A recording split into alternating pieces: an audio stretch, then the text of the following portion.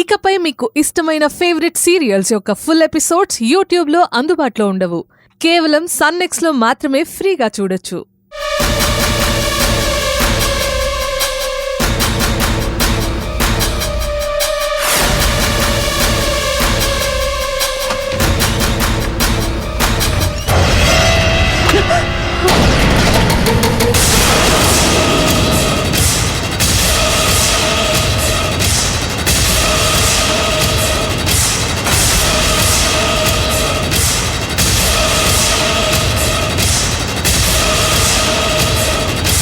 ఏంటే చూస్తున్నావు?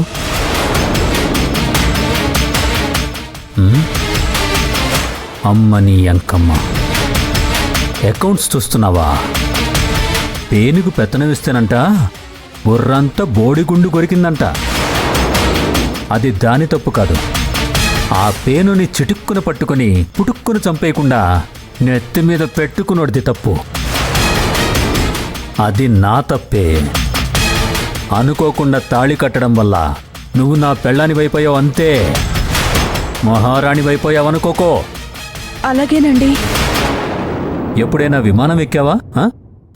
లేదండి. పోనీ దాని ఇంజన్ సౌండ్ విన్నావా? వినలేదండి. ఇప్పుడు వింటావు. ఎందుకంటే ఇలాంటి అకౌంట్స్ జోలికి వచ్చినా మరెలాంటి ఎక్స్ట్రాల్ చేసినా నీ వీపు విమానం మోతెక్కిపోద్ది. పో ఇక్కడి నుంచి. ఏయ్ ఆగో. ఆ గాయత్రి ఇంటికి వెళ్ళావంటే? పాపం, తనకేదో జరిగిందని అందరూ అనుకుంటుంటే ఇంకెప్పుడు వెళ్ళనండి. వెళ్ళావనుకో, నీకు వీల్ చైర్ ప్రజెంట్ చేస్తా. ఎందుకంటే నీ కాళ్ళు ఎరగొట్టేస్తాను కదా, అందుకు. పో ఇక్కడి నుంచి.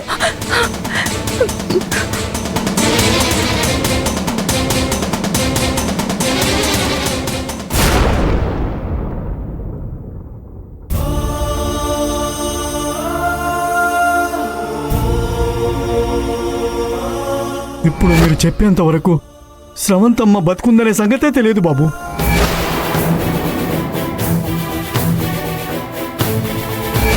ఇక తను ఎక్కడుందో నాకెలా తెలుస్తుంది బాబు?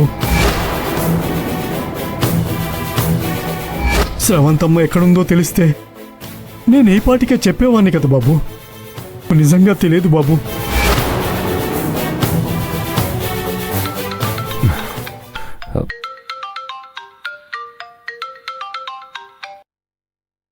చెప్పమ్మా. హలో మహేష్, ఎక్కడున్నావు? స్రవంతిని వెతికే పనిలో ఉన్నాను. నువ్విలా అయిపోతావని నేనెప్పుడూ ఊహించలేదు. నీ గురించి భయమేస్తుందిరా.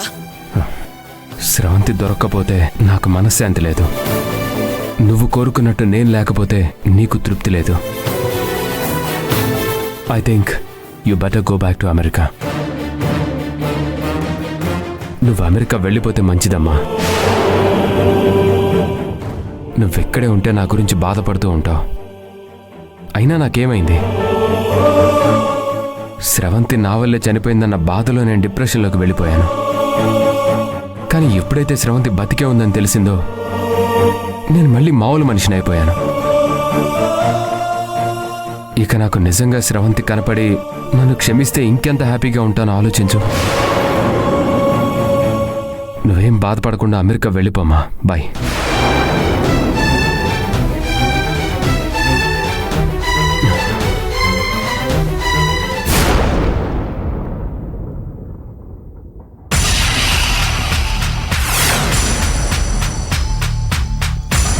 రే అటు చూడు.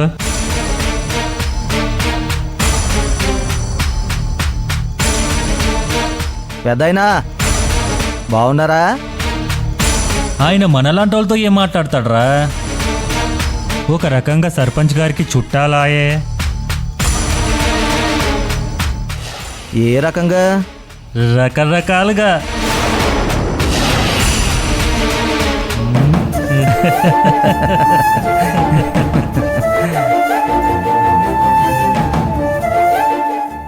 అయితే ఈయన సర్పంచ్ గారికి మామలంటాడంటావా?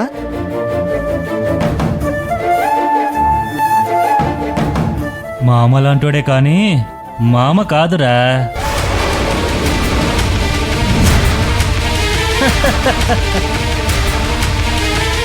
అబ్బో కోపం వస్తుంది, భయం వేస్తుంది. అవునరా, ఈయన గారు వెళ్ళి వాళ్ళ కూతురికి చెప్తే ఆవిడెళ్ళి మన సర్పంచ్కి చెప్పొద్దేమోరా. అమ్మో, అయితే జాగ్రత్తగా ఉండాలి. పొద్దున్నే ఈయన ఆఫీస్కి వెళ్ళగానే పలకరించి వస్తానని ప్రెసిడెంట్ గారు వీళ్ళ ఇంట్లోకి వెళ్ళారు. పావు గంట అయినా బయటికి రాలా. అవునరా, మనల్ని కూడా ఇంట్లోకి రానివ్వలేదు. లోపలికి వెళ్ళిన తర్వాత ఏం జరిగిందంట? అల్లుడు మర్యాదలు జరిగాయ్యబోరా.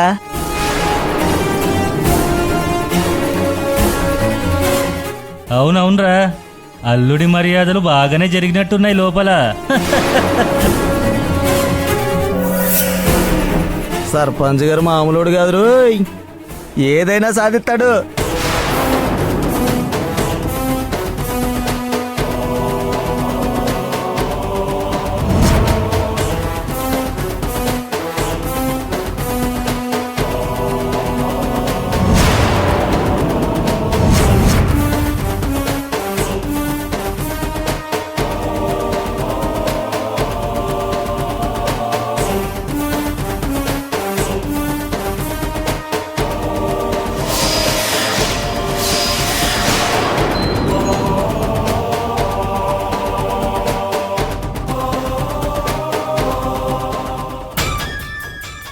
అక్క అక్క అక్క అక్క అక్క ఏంటే, ఎందుకంత కంగారు పడుతున్నావు?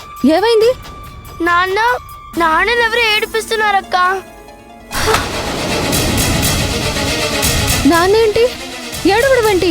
అసలు ఆయన ఎక్కడున్నారు? ఇంటికి వస్తుంటే దానిలో చూశాను. నాన్నని సర్పంచ్ మనుషులు ఏవేవో మాట్లాడి ఏడిపిస్తున్నారు. నాన్న కన్నీళ్ళు పెట్టుకుని బాధపడుతున్నారు. వాళ్ళు పెద్దగా నవ్వుతూ నాన్నని ఏడిపిస్తున్నారక్క. ఎక్కడా? నేను వస్తున్నాను, వెళ్దాం పదా. గాయత్రి ఆగు.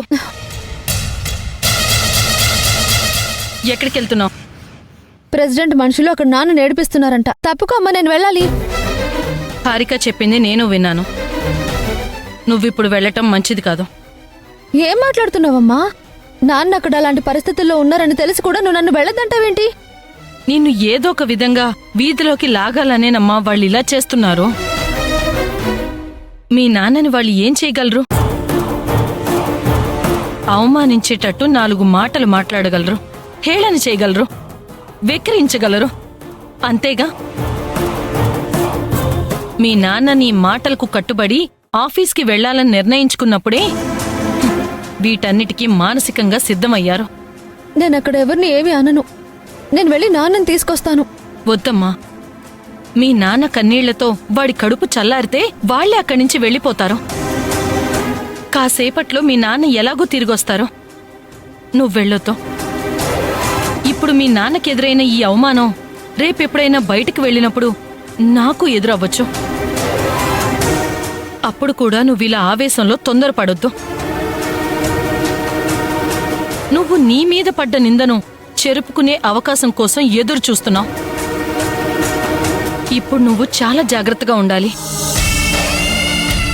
ఆ వీరేంద్ర విసిరే ఉచ్చులో చిక్కుకుంటే ఈ సమస్య నుంచి నువ్వు బయటపడలేవు. మరో కొత్త ప్రమాదంలో ఇరుక్కోవచ్చు. కొన్నాళ్లు సహనంతో ఉండమ్మా, ఓపిక పట్టమ్మా.